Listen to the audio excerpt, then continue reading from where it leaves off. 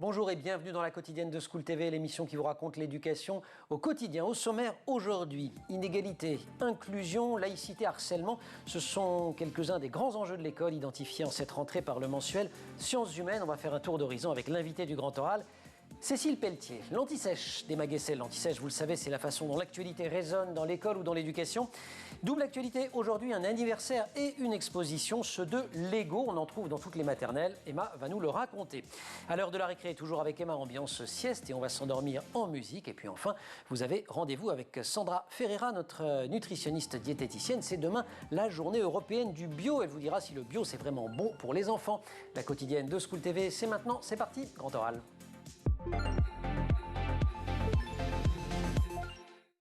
École, les grands enjeux, c'est le titre du robuste dossier que Sciences Humaines publie dans son numéro d'octobre, qui est déjà en kiosque, dossier qui a été coordonné par Cécile Pelletier, que j'ai grand plaisir à accueillir aujourd'hui. Cécile, bonjour.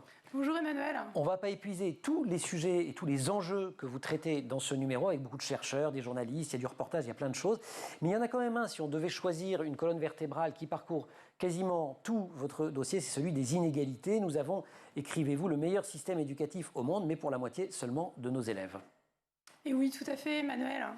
C'est un reproche qui est récurrent dans les recherches ces dernières années et qui a été mis en avant par notamment la première édition de l'enquête internationale PISA au début des années 2000, qui a fait l'effet d'une véritable douche froide en révélant que ce qu'on croyait être l'un des meilleurs systèmes éducatifs du monde était aussi l'un des systèmes éducatifs pas si brillants que ça et en plus fortement inégalitaires, puisque les enquêtes et les recherches nombreuses montrent que la France est l'un des pays du monde où l'origine sociale, finalement, est celle qui pèse le plus lourdement dans l'avenir scolaire des élèves. Ce qui veut dire, quand on dit le niveau baisse ou le niveau est mauvais, en fait, c'est pas tout à fait vrai. Il est mauvais c'est comme chez Orwell, quoi. Certains tout le monde est égal, sauf que certains sont plus égaux que d'autres. Voilà, tout à fait. En fait, ce que montrent notamment les dernières enquêtes PISA, donc c'est l'enquête PISA 2018, et puis une batterie, il y a à peu près 7 études internationales qui sont souvent scrutées à la loupe par les chercheurs, c'est Pearl, c'est Teams, et qui montre que, en effet, il y a la France se classe plutôt dans la moyenne, ouais, c'est ça. Dans la moyenne basse en général, hein, que ce soit ou juste au-dessus de la moyenne de l'OCDE, que ce soit pour PISA qui évalue donc les compétences des jeunes de 15 ans, ou Pearl qui évalue les compétences des élèves en lecture. Lecture et Teams, c'est les maths. C'est les maths. Maths et sciences. Maths et sciences, exactement. Ouais. Et puis tout ça, ils évaluent également le bien-être. Et on se rend compte qu'il y a une tête de classe qui est plutôt très bonne en France, mais il y a un noyau dur de décrocheurs. Et ces décrocheurs, ce sont des élèves qui sont en majorité issus des milieux plutôt, ce qu'on dit défavorisés. Et que ce qui est plus grave, c'est que cet écart se creuse entre ces élèves favorisés qui carburent bien à l'école et ces élèves issus de milieux plus difficiles et qui eux, n'atteignent pas les minimums requis. Si on détaille un tout petit peu parce que vous citiez lecture, maths, etc. Donc en lecture, la principale difficulté, c'est la question de la compréhension. Voilà. C'est-à-dire, donc en fait, quand on dit lettrisme, etc., en fait, c'est pas vrai, ils savent déchiffrer. Ils savent déchiffrer, mais c'est comment réutiliser finalement voilà. ce qu'ils ont lu au sein d'une compréhension plus globale. Et là, par exemple, j'avais noté quelque chose en lecture. Si on a 2% seulement en France des élèves issus de milieux défavorisés qui atteignent les meilleurs niveaux de maîtrise. Voilà, ouais. les meilleurs niveaux de maîtrise. Donc ça, c'est dans Pearls, contre 20% des élèves des milieux plus favorisés. Alors vous allez dire, ça semble pas énorme finalement, mais quand même, au niveau des moyennes de l'OCDE, c'est 3% des élèves défavorisés, oui, ça fait quand même quasiment... et 17% des élèves favorisés. On est quand même, on est à la fois un poil au-dessus. Voilà. Pour les élèves favorisés et assez nettement en dessous pour les élèves les plus défavorisés. Ça, c'est pour la lecture. Sur les maths, vous rappelez un chiffre qui est assez considérable et qui fonde le discours de toutes celles et ceux qui s'inquiètent pour le niveau en maths des petits Français. On a perdu 1 an en 25 ans en termes de... Oui, entre 1995 et 2019, on estime que le niveau en maths a chuté de 60%. Alors, c'est le niveau des élèves de 4e. Donc, c'est-à-dire qu'on aurait perdu... Ils ont un niveau de 5e. Ils ont en 4e. Voilà. Et alors, vous vous intéressez à un sujet, et ça on en reparlera tout à l'heure, parce que d'ailleurs, Sciences Humaines, vous aimez bien tout ce qui est éducation positive, etc. En tout cas, vous aimez bien en parler. La confiance en soi. Eh ben, la confiance en soi. Alors, PISA, qui est donc toujours la même étude, toujours cette étude qui évalue à la fois les compétences académiques, mais aussi les compétences émotionnelles, les compétences sociales, et évalue la question du bien-être des enfants à l'école. On se rend compte que les petits Français sont pas si mal classés que ça, c'est-à-dire qu'ils sont pas mal à l'école. Mais alors déjà, le niveau a beaucoup baissé ces dernières années. Je crois que c'est depuis 5 ans, le niveau a beaucoup baissé. Et surtout, on voit qu'ils sont plus anxieux que les autres. Et surtout, ils n'ont pas confiance en eux. C'est-à-dire qu'ils sont beaucoup moins nombreux que leurs petits camarades de l'OCDE à se dire, en cas de problème, finalement, je peux compter sur moi, quoi. Donc l'école de la confiance, qui était le slogan du précédent ministre, elle reste largement à construire. Voilà. Cécile Pelletier, invitée de notre grand oral pour le grand dossier qu'elle a coordonné dans le numéro d'octobre de Sciences Humaines, titre École, les grands enjeux. On se retrouve, si vous voulez bien Cécile, juste après l'Anti-Sèche chez Maguessel. Emma, vous nous emmenez ce matin dans un univers extrêmement coloré, également tout à fait indémodable, celui... Vous avez pris des trucs là. Mais oui, c'est celui des Lego. Mais oui, puisqu'il ne vous reste qu'un week-end pour découvrir l'expo qui célèbre les 90 ans de Lego, justement. Ça se passe à la Galerie Joseph à Paris. Il y en a pour tous les goûts. Mais oui, vous pouvez y aller en famille, vraiment. Je suis certaine que ça rappellera de bons souvenirs aux parents. Tous les univers explorés par la marque sont représentés, avec l'accent tout de même sur ce qui fonctionne le plus chez les enfants en ce moment, à savoir l'univers Harry Potter et Star Wars. Vous pourrez voir Harry et Hermione grandeur nature en Lego, pareil pour Maître Yoda. Bref, c'est coloré, c'est ludique parce que les enfants peuvent manipuler les Lego. Oui, sinon la torture. Voilà, il y a des ateliers. On va y galerie, on va voir des Lego. Non, touche pas. Voilà, on peut tout manipuler, c'est vraiment super. Il y a des ateliers, n'hésitez pas, c'est vraiment une super expo à découvrir en famille. Créer, manipuler, vous le dites, imaginez, vraiment les vertus de Lego sont multiples et ça l'école l'a compris depuis bien longtemps. Mais oui, une classe de maternelle sans Lego aujourd'hui, ça n'existe presque pas. C'est ce que me confiait une prof d'école maternelle. Alors évidemment, on adapte la taille des Lego pour les tout petits, pour pas qu'ils les avalent, parce qu'il y a toujours un risque, mais c'est très pratique déjà pour développer la psychomotricité d'un enfant. On apprend à emboîter les différentes formes les unes sur les autres. Ouais, je le fais bien. Vous y arrivez. Voilà. Vous allez passer en moyenne section l'année prochaine. Super. Yes. Et puis aussi, il y a beaucoup d'instits qui les utilisent pour apprendre aux enfants à compter. Alors moi, normalement, jusqu'à 10, ça va. Mais pour ceux qui apprennent, on marque en fait chaque chiffre sur une petite pièce. Et le but, en fait, c'est de les empiler dans l'ordre de 1 à 10. Ça fonctionne super bien. Donc ça, c'est pour ce qui est de la maternelle. Ça fonctionne en école élémentaire aussi? Et oui, certains profs utilisent les Lego pour faire comprendre des concepts un peu plus complexes que compter jusqu'à 10. On peut faire des multiplications grâce au Lego. On peut même comprendre les fractions. Vous voyez, par exemple, j'ai un bloc. Je sens que je vais rien comprendre, mais...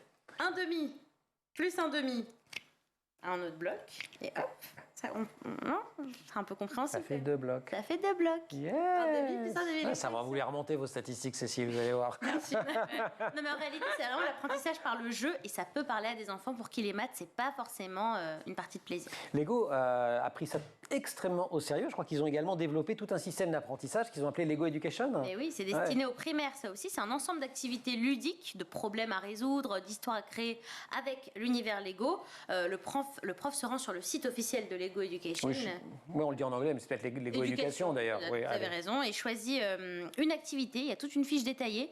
Comment construire les Lego, qu'est-ce que ça va développer comme capacité d'analyse chez les élèves. Et ça permet vraiment d'aborder une multitude de notions, les maths, l'écologie, la vitesse, l'énergie, les sciences en général. En fait, la seule chose, et il faut quand même le dire, c'est que ça a un coût. Le kit Lego classique pour une série d'activités un peu élaborées, on n'en trouve quand même pas à moins de 200 $. Donc c'est cher. En revanche, Lego s'est engagé pour aider les enfants malvoyants à apprendre à lire. Oui, ce sont 2 enseignants à Grenoble qui ont mis au point cette méthode. Ils ont transformé les briques des Lego en outils pédagogiques pour permettre aux enfants non-voyants à lire le braille. En fait, c'est super pratique parce que vous voyez les petits picots qu'il y a sur les Lego. Je vois les petits picots. À ceux du braille, donc les Lego forment l'alphabet braille. En fait, c'est devenu une méthode internationale validée par Lego. C'est conforme au programme scolaire d'une vingtaine de pays et ça, c'est totalement gratuit. Ils ne font pas payer cette fois. Voilà, les Lego distribuent gratuitement. Comme ils sont gentils. Voilà. Ça fait combien si j'enlève un ça? Oh mon Dieu. Ok, on va passer à la suite. Ah là là. Ça fait combien, oui, Emmanuel? J'en sais rien, c'est votre chronique. Chacun chez soi, on n'a pas non plus élevé les cochons ensemble. Je vous ai trouvé un petit personnage. Je trouvais que ça ressemblait un petit peu à Emmanuel. Oh. Il est pas trop mignon? Voilà, c'est pour vous, c'est cadeau. Je suis sans voix. Merci beaucoup, Emma. On se retrouve pour la récré. Il va falloir faire encore plus drôle, ça va pas être évident. Cécile Pelletier. j'ai un nez vraiment comme ça, là. Mais regardez, il est très mignon, il a un petit chapeau Ok, comme super. ça. Les inégalités, enjeu transversal du dossier que la revue Sciences Humaines consacre à l'école dans son numéro d'octobre et dont on parle avec Cécile Pelletier. Un deuxième sujet structurant, donc il y a les inégalités, on va le retrouver tout à l'heure, mais il croise la question de la citoyenneté. Là, par exemple, vous repartez des textes fondateurs, Jules Ferry, Jean Jaurès. L'école, dès le début, elle dit on va faire des citoyens. L'école, à partir de 1881, avec ce qu'on appelle de manière un peu résumée l'école de Jules Ferry, en fait, son rôle, ça va être justement rien de moins que de forger les futurs citoyens de cette jeune République qui finalement est encore balbutiante. Donc l'idée, c'est de forger des citoyens qui seront libres et surtout qui vont être grâce à des savoirs qui sont ancrés dans la raison, dans la science, et qui vont être divulgués par ce qu'on appelle les hussards noirs de la République, donc ces instituteurs de l'époque, qui sont un peu comme qui prennent le relais des curés, mais ça croise avec la notion de méritocratie. Mais là, vous donnez la parole à Jean-Paul Delahaye qui démontre cette notion de méritocratie et qui dit que ça s'est transformé en piège, et notamment en piège pour les plus pauvres, qui pourtant y adhèrent. Oui, alors à l'époque, au début, on ne parle pas encore véritablement de méritocratie, parce qu'à l'époque, finalement, c'est pas une école qui est très égalitaire. C'est une école qui vise.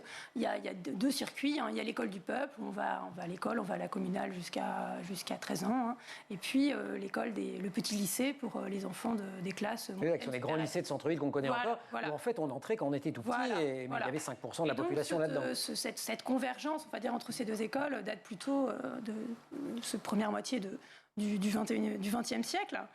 Et alors, il y a à partir on va dire début des années 60, dans l'après-guerre, ça va être ce qu'on va appeler la massification, la démocratisation et la massification qui va se faire par vagues successives. Et avec l'idée que désormais, tous les enfants peuvent avoir accès au collège. Et puis au lycée. Enfin, le fameux collège unique. Le fameux collège unique. Et maintenant les 80% au bac qu'on a dépassé d'ailleurs. Voilà, donc 75, la loi Haby, le collège unique. Et puis après, dans les années 80, l'idée d'un collège de 80% des élèves au bac. Aujourd'hui, je crois qu'on est à 83% c'est ça, même d'une génération au bac. Donc on peut se dire merveilleux, formidable, on a réussi.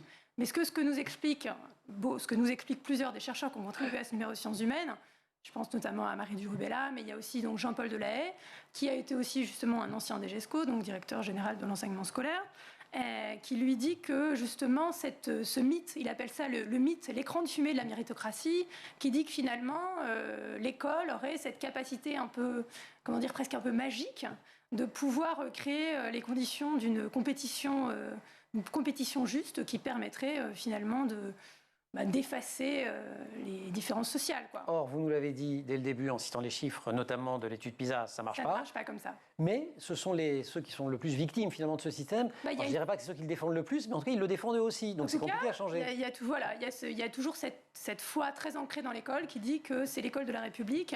Et je pense qu'il y a aussi une adhésion inconsciente de la plupart d'entre nous à cette idée-là, parce que finalement, c'est une idée aussi qui est comme si c'était une profession autoréalisatrice, c'est-à-dire qu'on espère que ça va fonctionner. Et donc, malgré la création de l'éducation prioritaire dans les années 80, malgré les nombreuses réformes, il n'y en a pas une seule quasiment qui n'a pas pour vocation de réduire justement ces différences, ces différences sociales, ces clivages. Ça continue. Ça continue. Pour illustrer ces inégalités, contrairement à un certain nombre de, j'allais me mettre dedans d'ailleurs, de journalistes ou de nos confrères et consoeurs, vous n'êtes pas allé en banlieue, vous avez envoyé Marion Rousset au collège Louis Pasteur de Nesle. Alors oui, donc on est en zone... Alors oui, tout à fait. Alors attendez, parce que je veux pas vous dire une bêtise, je voulais redonner le département. Un collège qui a de la Somme, la Somme, qui ne fait pas parler de lui, tant la pauvreté s'y fait discrète. Oui.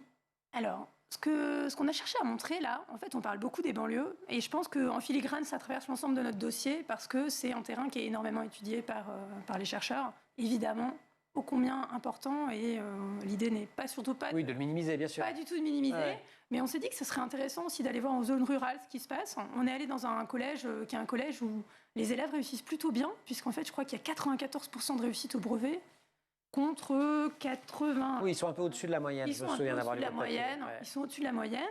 C'est un collège où il n'y a pas de violence, c'est un collège où les enfants sont plutôt heureux. Mais ce qu'on observe, c'est qu'en matière d'orientation, ils sont largement plus nombreux que leurs camarades en termes de moyenne, par rapport à l'origine socio-professionnelle, etc. des élèves, à opter pour des filières professionnelles ou le CAP, c'est-à-dire qu'ils ne vont pas se projeter forcément dans des études générales ou des études longues. Et notamment, d'un mot, parce qu'ils cherchent autour de chez eux. Voilà, c'est ça. C'est ce que dit l'un des professeurs. Ici, l'orientation a tendance à se penser à l'envers, c'est-à-dire qu'on va d'abord chercher une formation près de chez soi, avant de se demander, de regarder où est la formation qui pourrait correspondre à son projet. Peinture contrastée de la façon dont l'école répond aux défis du temps. Dans le numéro d'octobre de Sciences Humaines, il y en a évidemment tout ce qui dysfonctionne. Il y a aussi quelques pistes prometteuses. On va aussi les mentionner avec Cécile Pelletier. Nous, on prend des récrés dans la quotidienne. Donc, si vous voulez bien, on va retrouver Emma pour la récré. J'ai toujours adoré les récrés. Ah bah alors, ça tombe bien. Et en plus, c'est une récré en musique. Oui, alors... C'est une récré en musique, mais qui va se transformer, je pense, en sieste, puisque j'ai trouvé plein de vidéos sur les réseaux sociaux de parents qui chantent pour leurs enfants, pour les endormir. C'est absolument trop mignon. On regarde. Eh bam, dans la poitrine, maman, je l'ai fait pour ça. Je veux pas l'Amérique. Je veux ce cœur qui bat, et bam, sur la musique. Maman, je l'ai fait pour toi. Je veux pas l'Amérique. On dort tous. C'est extraordinaire, à part ça.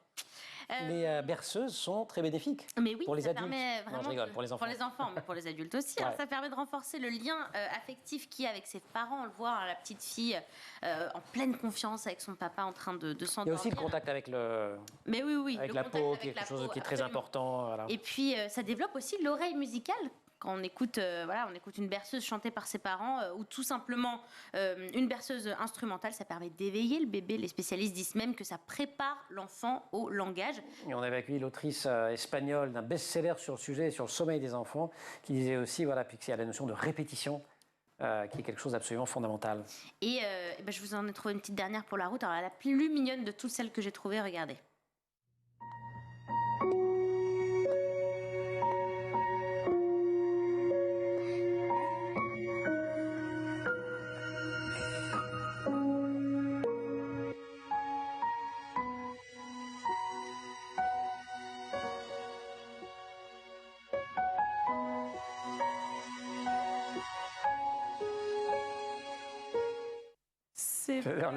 Il est content, papa.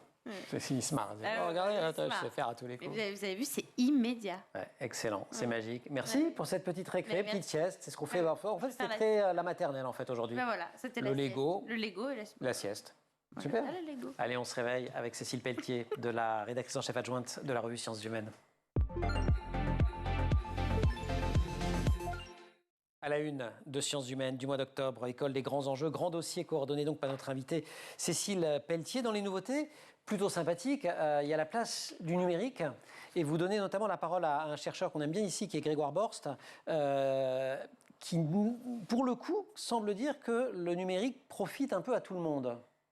Ce que dit Grégoire Borst, donc, je rappelle qu'il est professeur de psychologie du développement de l'enfant, spécialiste de neurosciences, que vous connaissez bien ici et qui est spécialiste de ces sujets et qui nous explique que le numérique, de toute manière, c'est une réalité. On ne peut pas s'en passer. Je crois qu'il y a 84% des élèves de 12 ans qui ont déjà un smartphone. C'est vrai que c'est son premier argument, c'est-à-dire de toute façon il est là. De toute manière, il est là. C'est la question. Tous les parents qui ont un élève qui rentre en 6e, en général, disent « j'y suis passé malgré moi », etc. Donc il y a des élèves, je crois que il y a 70% des 11-14 ans qui passent plus de 3 heures par jour devant des écrans, c'est-à-dire que c'est plus que ce qu'ils lisent chaque semaine en moyenne de lecture classique, sachant qu'on lit aussi sur écran. Et 10%, c'est plus de 7 heures par jour, donc c'est colossal. Donc, le numérique a souvent été accusé de tous les maux, notamment de déconcentrer les enfants, de créer des addictions, etc., source de harcèlement. Ce qui est vrai. Ce qui est par ailleurs vrai. Mais ce que nous dit Grégoire Borst, c'est que deux choses. D'abord, c'est une réalité. Donc, il faut l'intégrer. Sans doute, il faudra, ou c'est déjà le cas, intégrer aux usages pédagogiques. Et comment l'intégrer pour qu'il soit profitable et comment l'intégrer pour que, justement, il n'accroisse pas les inégalités dont on a déjà parlé, puisque on sait que la littératie numérique, c'est-à-dire la capacité à utiliser ces outils numériques, elle est très inégale en fonction des enfants. Le taux d'équipement, mais aussi en fonction d'autres compétences. Il montre quand même que ça fait pas, il n'y a pas de miracle. De toute façon, s'il y avait des miracles en éducation, ça se saurait. Mais il aide quand même un petit peu tout le monde. Il a notamment étudié les élèves qui bénéficient d'ordinateurs ou de tablettes.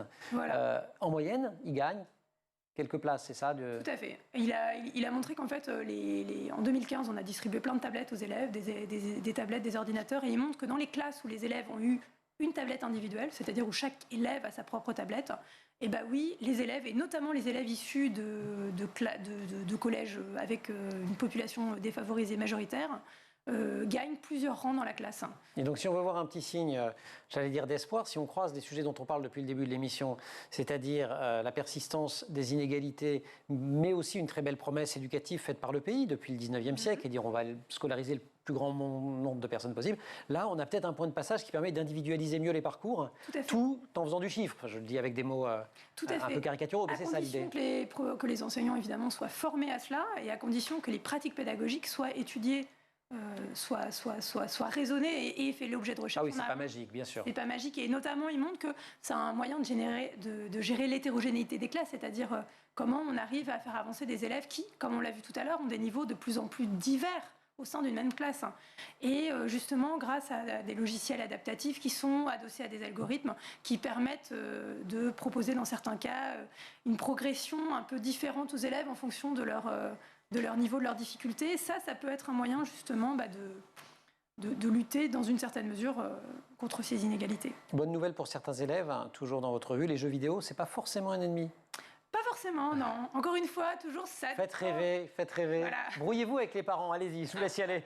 je risque au retour à la maison d'avoir... Oui, c'est ça. Il va y avoir des revendications. Des revendications nouvelles.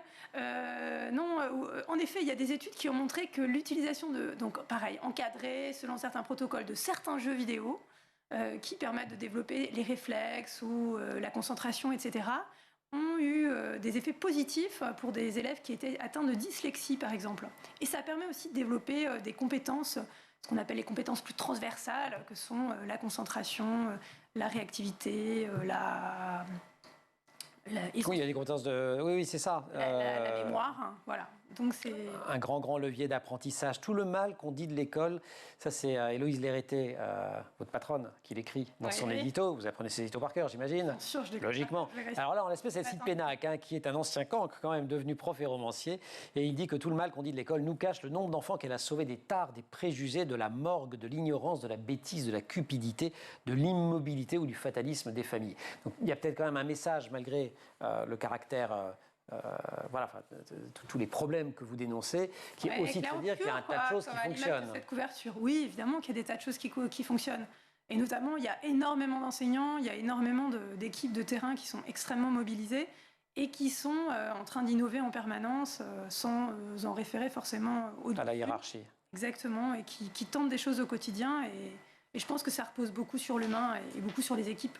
Équilise, sciences humaines, évidemment. D'ailleurs, vous avez mis en tête les élèves, les enseignants, les savoirs. Vous restez avec nous. On fait toutes les semaines une petite pause du côté de la cantoche, plateau repas. Ça vous dit ? Évidemment. Allez, Sandra Ferreira, plateau repas. Merci beaucoup, Emma. Merci.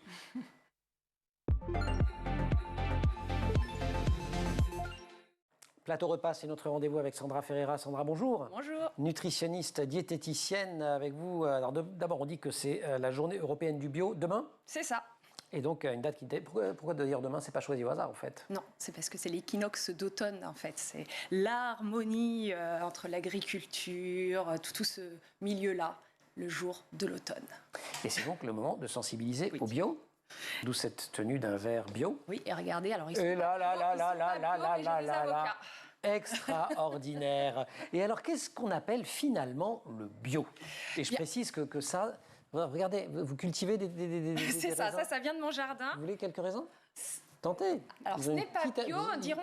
On va dire que acidité super agréable. Petite acidité. Alors, on ne le considère pas comme bio en tant que tel, et j'expliquerai juste après pourquoi, bien sûr. C'est plutôt l'alimentation durable, dans le respect. Non, moi, je connais, je travaille d'ailleurs. Alors, au début, le bio, c'était associé à une production naturelle. C'est sain pour la santé. Ça faisait écho à tous les scandales alimentaires, la vache folle, entre autres, etc. Bien sûr. Aujourd'hui, la notion de bio, elle est beaucoup plus large, au sens où ce qu'on veut, c'est faire du bien à la planète, faire du bien en tout cas, prendre soin de la biodiversité, des animaux. Qu'on s'entende bien, une télévision ou une tasse, ça ne peut pas être bio. Quand on parle bio, ça peut être un shampoing éventuellement, un savon, du raisin, des pommes, des pois. Pourquoi? Parce que les ingrédients vont être issus d'une agriculture biologique. Et agriculture biologique, ça répond à certains critères qui sont définis par la législation européenne. Le premier des critères, eh bien, c'est de ne pas utiliser de produits chimiques de synthèse. Donc c'est les pesticides. Tout à fait, les pesticides, les engrais chimiques, divers et variés, etc. Le deuxième critère, c'est de ne pas utiliser d'OGM, les organismes génétiquement modifiés. Et le troisième critère, c'est le respect des animaux, aussi bien au niveau du transport que de l'abattage. Donc ça va être 3 critères très importants. Quand on mélange différents produits? Alors les produits transformés, là il y a une petite exception, c'est qu'il faut simplement qu'il y ait 95% des produits issus de l'agriculture biologique parce que tout est mélangé. D'accord. On retrouve maintenant du bio dans les cantines scolaires. C'est du bon bio? C'est du bon bio. Alors, il faut savoir que depuis le 1er janvier 2022, c'est obligatoire d'avoir des produits, 50% des produits d'alimentation durable, un peu comme le raisin que j'ai ramené ici, dont 20% issus de l'agriculture biologique. Alors, c'est la loi Egalim, c'est ça? C'est ça, exactement. Alors, c'est drôlement bien, c'est un bon début, vraiment. La question qu'il faut se poser, c'est pourquoi c'est bon de manger bio. Il faut se rappeler que ça permet d'éviter les perturbateurs endocriniens, en d'autres termes. Typiquement les pesticides dont on a parlé. Les pesticides, voilà, qui vont perturber les hormones. Le deuxième point, c'est que souvent de meilleure qualité, c'est souvent plus nutritif. Il n'y a pas besoin d'enlever la peau des pommes, par exemple, quand elles sont bio, puisqu'il n'y a pas les pesticides qui sont concentrés. C'est là où il y a le plus de vitamines. C'est une façon de protéger l'environnement aussi, bien évidemment, et la biodiversité. Le goût est bien meilleur, quoique là, ça même reste si ça subjectif. peut être un peu subjectif. Oui, là, je l'accorde, c'est subjectif, mais pourquoi?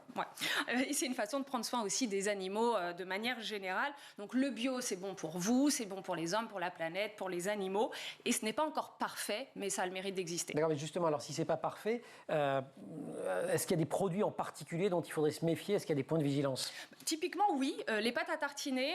non Pas toutes, mais les pâtes à tartiner, si elles sont bio, ça ne veut pas dire qu'elles sont exemptes d'huile de palme. On sait que le palme, le problème, c'est la dévastation des forêts. Donc là, c'est limite. Et puis, 60 millions de consommateurs a révélé dans certaines huiles d'olive bio qui provenaient de Tunisie, parce qu'ils ont fait une petite enquête, 3 sur 4 contenaient des plastifiants, tout simplement parce que quand ils récoltaient les olives, c'était fait dans des récipients en plastique, et les plastifiants sont des perturbateurs endocriniens. Or, dans d'autres huiles pas du tout estampillées bio et beaucoup moins chères, il n'y avait pas ce type de plastifiant. Donc le label ne garantit pas à 100%. Et dernière chose, parce que ça je l'entends très très souvent, ce n'est pas parce que c'est bio que c'est peu calorique. Un gâteau bio, c'est bon pour la santé, mais c'est fait avec du beurre, c'est fait avec du sucre, c'est fait avec tout. C'est pas une excuse pour manger des gâteaux et des gâteaux. Il y a de l'expérience personnelle là. Non, j'ai vu un sourire. C'est drôle. Mais effectivement, voilà, il faut juste faire attention à ça, mais on est vraiment vers un pas très très bon là-dessus. Merci beaucoup. Vous reprendrez un petit, vous avez droit maintenant. J'ai le droit à... C'est vous qui cultivez ça alors? Oui. C'est génial. Tu vois, un petit peu de... Allez, quelques petits raisins. Merci. Super. Sandra, merci beaucoup. Merci beaucoup Cécile, Sciences Humaines, le numéro d'octobre. Il y a plein d'autres beaux sujets. Hein. Oui, tout à fait. On a un numéro, on avait un hors-série cet été sur les sagesses antiques. Absolument. Pour ceux qui veulent se replonger dans...